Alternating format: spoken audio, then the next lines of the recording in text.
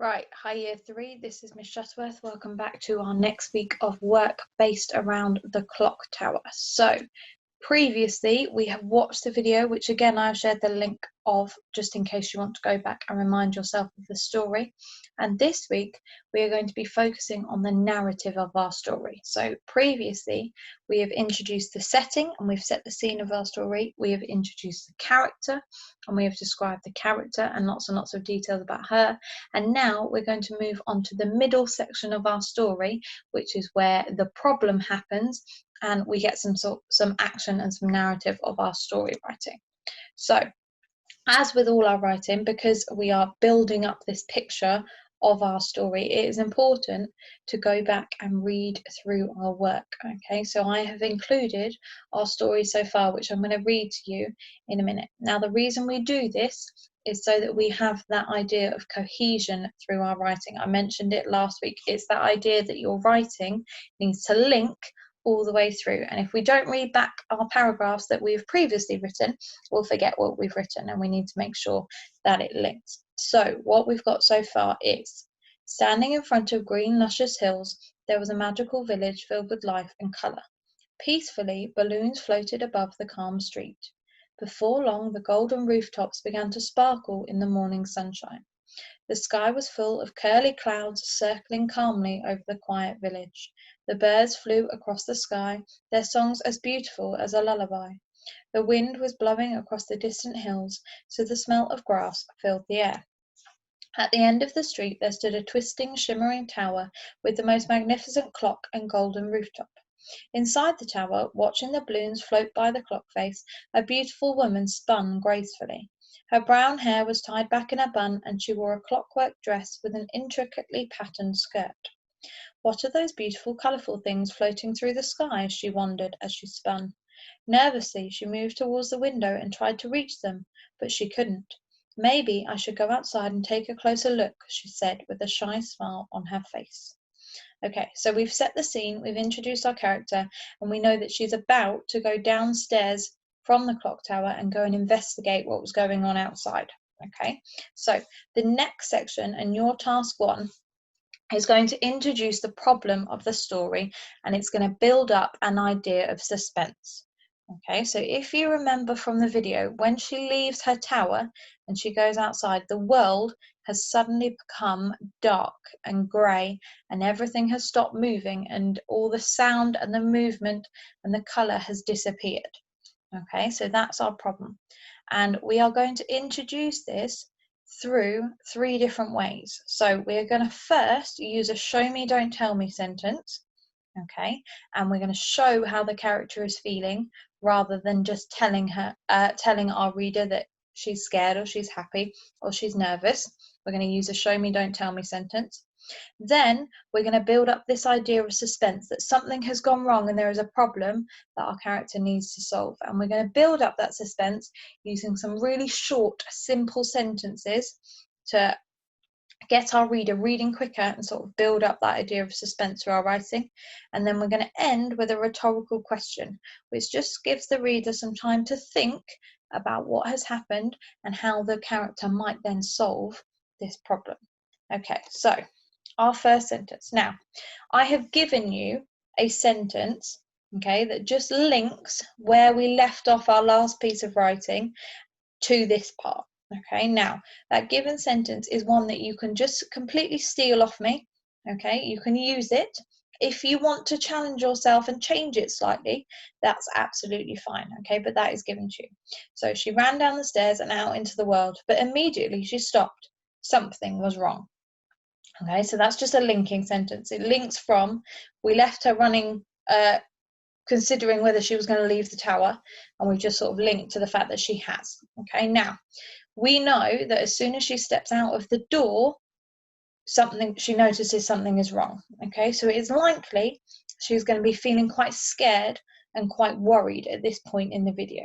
Okay, now show me, don't tell me sentence means you need to think about what would happen to the character's body and her movement and the ways that she is acting that would show me that she is scared.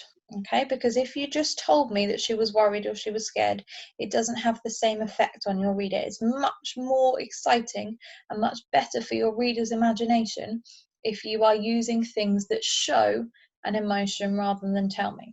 Okay, so I want you to think about what happens to your body when you are scared or worried, what certain things might happen. Now, I've given you a couple of examples. So her heart might start beating faster. She might get goosebumps on her skin. She might be shivering or shaking or sort of have a nervous shiver. She might become breathless, or she might start breathing a bit quicker, sort of that panic breathing that you get when you're really, really scared, or hair might stand on end. Okay, if she's really terrified, sometimes when you're really nervous or really scared, you get hairs standing up. Okay, or she might have butterflies in her stomach. She might start sweating. There's lots and lots of different things that your body will do if you are scared. Okay, so I want you to think about all the ways that your body would show me that you are scared. Okay, what's all the things that might happen to you when you are scared? And then you're going to turn that into a sentence. Okay, or a couple of sentences to follow on from my given sentence. So my example one, she ran down the stairs and out into the world, but immediately she stopped. Something was wrong.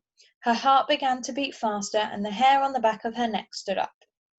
Okay, so we know something's wrong and we know she's scared about it. So you're going to use your ideas to turn that into a show me, don't tell me sentence that shows me that our character is scared about the thing that has gone wrong. Okay, now, second sentence, we're looking at suspense. Okay, so this is using short, simple sentences. Now, a simple sentence is a sentence that is made up of a verb and a noun. Okay, and that is it. So it won't have a subordinate clause in it, it won't have a conjunction in it, it has a verb and a noun, and it's really simple. Okay, and the reason we use simple sentences to build up suspense is when you read them, it means that you're reading faster. Okay, so it's almost as if you are reading in a panicked way. If you're reading lots and lots of short sentences, you speed up in your reading, and that sort of builds the idea that you are also panicking as the reader. Okay, and it's a really effective storytelling way of building up that suspense. So for your second section, I want you to think about lots and lots of short, simple sentences that you could use at this point in the video. So looking at the picture, she's stood in this world of darkness and she's sort of looking around. So what are some short sentences we could use to talk about what is happening here? Okay, and really short and simple. So she stood terrified. She froze. She stared. The colour was gone. There was no sound. The world was frozen. Okay, so you could talk about very simply, what is she doing? She froze, she stared, she stopped, she looked around, and you can use some simple sentences to tell me what's happened around her. Okay, so the colour was gone, there was no sound, it was silent, the world was frozen, everything had gone grey. Okay, just really simple short sentences. And you can use quite a lot of these in our next sentence. Okay, so it's not just one, because that wouldn't then build up your suspense. You would usually use 3 or 4 to make sure that your reader is getting that sort of speed reading. Okay, so the world was silent, the balloons were black, there was no movement. That's my example one. Okay, so think of some largely short, simple sentences to build up the suspense and the fact that something has gone really wrong for this character and we don't really know why. Okay, so we've got a show me, don't tell me, we've got our short sentences, and then we're going to end our paragraph on a rhetorical question. Okay, now a rhetorical question is one where you are not expecting an answer. Okay, and it is used within stories to make your reader empathize with the character and sort of think more deeply about what is going on or what they might be feeling. Okay, so again, I want you to imagine you are the character in this picture. What sort of questions might you be asking at this point? Okay, so things like, what has happened? What have I done? What was going on? How has this happened? Where was everyone? How can I fix this? Why has this happened? Where is everybody? So lots and lots of different questions that she would probably be wondering as she's walked out of the clock tower. So, because when she left, it was beautiful and colourful, and as soon as she's gone downstairs, everything's gone wrong. So I want you to think about lots and lots of different questions that she might be asking, and you're going to use one or two of them. I've decided to use two, but you can use one to end off your paragraph. Okay, so I've used what was going on, how has this happened, just a way of ending that paragraph. So once you've done those 3 sentences, you should end up with a paragraph that looks like this. And like we always do, I'm just going to read through it and check that I am happy with it. So she ran down the stairs and out into the world, but immediately she stopped. Something was wrong. Her heartbeat began to beat faster, and the hair on the back of her neck stood up. The world was silent, the balloons were black, there was no movement. What was going on?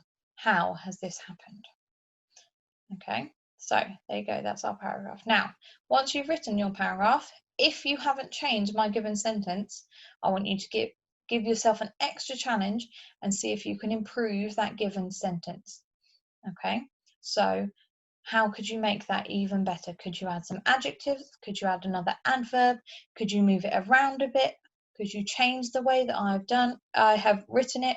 Can you think of better vocabulary than ran and stopped? Could you improve that? Something was wrong. How could you make that even better? Try and keep that one short, because it's a nice, again, simple sentence that goes with our suspense.